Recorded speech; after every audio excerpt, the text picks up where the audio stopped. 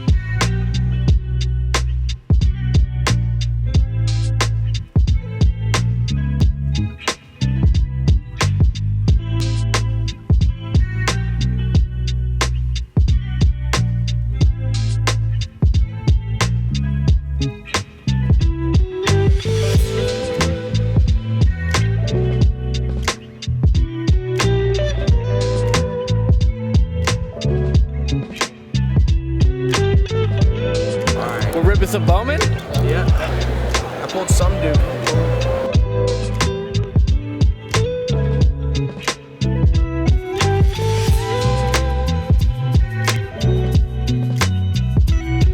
Together at last.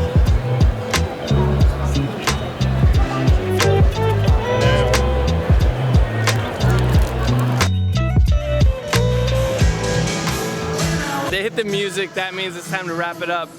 We'll finish this outro outside, but overall, awesome show.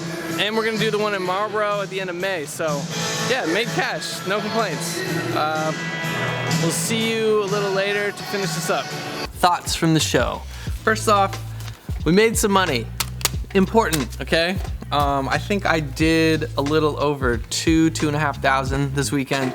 And I didn't have to close Saturday, so thank you to Tom for being here and holding it down all day Saturday at the shop so we can make money, because that's what this is about. This is a for-profit business venture, and I just don't like closing the shop. I want to make sure it's open to all of you as much as possible without me going totally insane.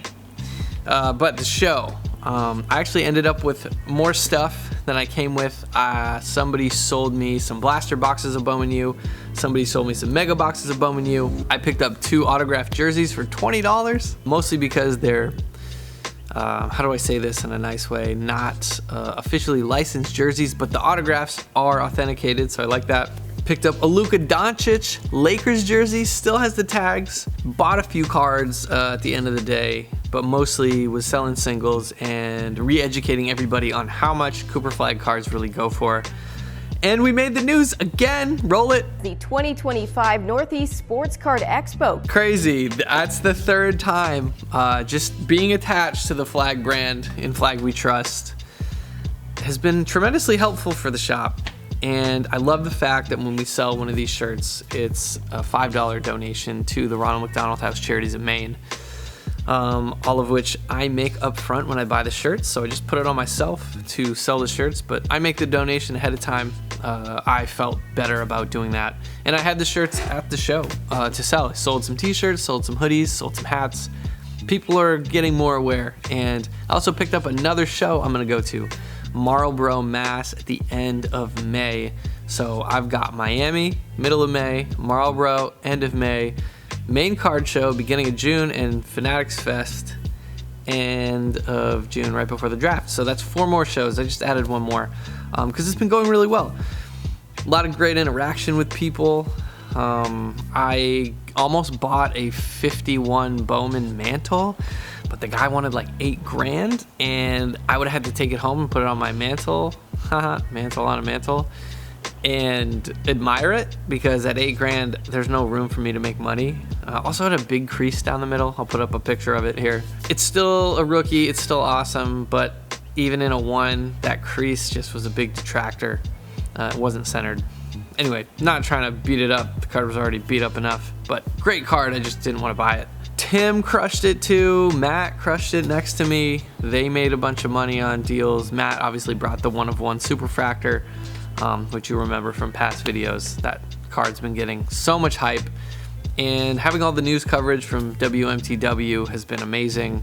They've been awesome to work with, and I just appreciate that they're covering what we're doing, because it's not every day that I will be on the news so much. I know you're getting tired of it. I get it. But for right now, I'm just going to ride the wave, right? You get 15 minutes of fame, then you put in another quarter, you get another 15 minutes, put in another quarter, get another 15 minutes. And the best part about this is I haven't paid a dime for any of the coverage directly. I've only just had the shop open at the right time. The flag stuff happened at the right time. I invested in a lot of cards at the right time. Like, I just got this auto back, which looks awesome. Woo. On card. Because I believe the market for him is still low, despite people at the show thinking that it's high. After they did a lap and came back and checked eBay, they realized that we were right on with comps, even though we're on the upper end, because the scarcity factor. You couldn't find any other flag at the show. I did point out to people that there were some good deals left on eBay, but those are dwindling down. There's not a lot left. I urge you, if you're watching this video around the end of April, you should try to buy Cooper flag cards now, because the prices are going up, because I am scooping up all those low comps, and I just have the most of them. I have the most Cooper flag cards, I think, outside of Matt, who was next to me at the show. So it was all flag all the time, some vintage baseball. Love doing deals with the kids, even the ones that try to beat me up on price, the young hustlers of America. That's who I was when I was their age, you know, from 12 to 15, 16, going to shows and going to other shows with my dad, paper shows, trying to get deals. I saw kids, they'd come to my table, buy a card for 50, go to another table, sell it for 80, come back and tell me they made a profit. I'm happy for them, but I'm also like, hey man, that's not something you want to just be doing all the time, is telling the person you bought it from that you made a profit. We know, that's why we're leaving room on the card, meat on the bone, if you will, so you can go make a profit, but keep it to a dull roar. I'm happy for you, but it's gonna make me not want to sell you cards at the best prices if you're just gonna go sell them within minutes of me selling them to you. So all in all, we made money. Northeast, George, Tom, whole crew, you guys are the best. I can't wait for Marlborough out of that table, because I want to do more of this.